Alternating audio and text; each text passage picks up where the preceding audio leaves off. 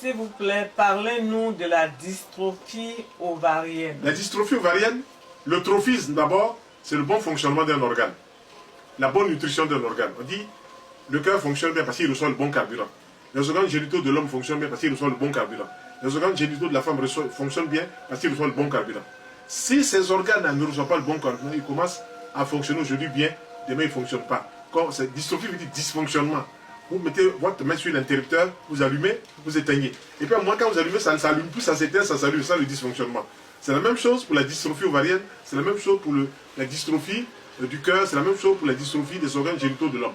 Vous voyez, chez l'homme, on dit hypertrophie.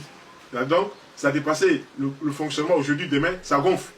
Donc, chez la femme, la dystrophie ovarienne, c'est que les ovaires ne fonctionnent plus, ils commencent même par devenir tout petits. Voilà. Et le praticien qui est à l'hôpital va vous dire, ah, vos glandes génitales ne fonctionnent plus bien, il faut trouver le carburant nécessaire, il faut trouver les hormones dans les médicaments, dans les plantes, pour que ça puisse fonctionner correctement. Quant à nous, s'il y a une dystrophie ovarienne, on vous demande premièrement de manger des fruits variés au petit déjeuner, crus, juteux, au moins 3 jours, 4 jours, et puis vous prenez 2 ou 3 jours pour ne manger que des fruits secs. Fruits secs, je reprends amandes, noix, noisettes, noix de coco, arachide cru, noix de cajou cru. Voilà, c'est ce qu'il faut prendre normalement. Ensuite, à midi, les jus de légumes, le soir des jus de légumes en insistant sur l'oignon, sur la carotte, sur les concombres, sur les choux, sur les poivrons, sur les céleri branches, sur les céleri raves, sur les oignons verts, sur la betterave rouge. Si vous pouvez avoir tous ces légumes crus, hachés, avec de la bonne huile d'olive, de la bonne huile de tournesol, de la bonne huile de colza, ce serait vraiment l'idéal. Ne mettez pas du jus de citron, mettez juste une petite cuillère de vinaigre de cidre, c'est tout. Ou bien une petite cuillère de vinaigre de Xerex, ou bien une petite cuillère de vinaigre balsamique. Laissez le citron de côté, parce que lui, il est bon, quelquefois, en dehors des repas, mais quand on le met par exemple sur la viande, il crée un autre problème.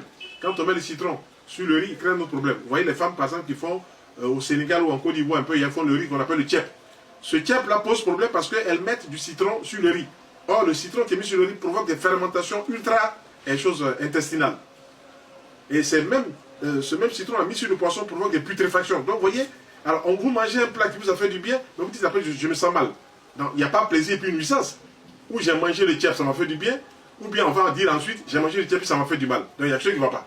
Voilà. Donc il faut faire sortir le citron là, de ce tchèp là. Prenez-le si vous voulez 3 heures après, ou bien 2 heures avant, le tchèp lui-même. Voilà. Ces préparations sont bonnes, mais il y a des choses que les femmes qui préparent ajoutent qu'il faut enlever complètement. Il faut enlever le citron sur le riz, il faut enlever le citron sur le poisson. Certains vous disent non, on met ça à cause des graisses. Mais en ce moment, il ne faut pas préparer les graisses.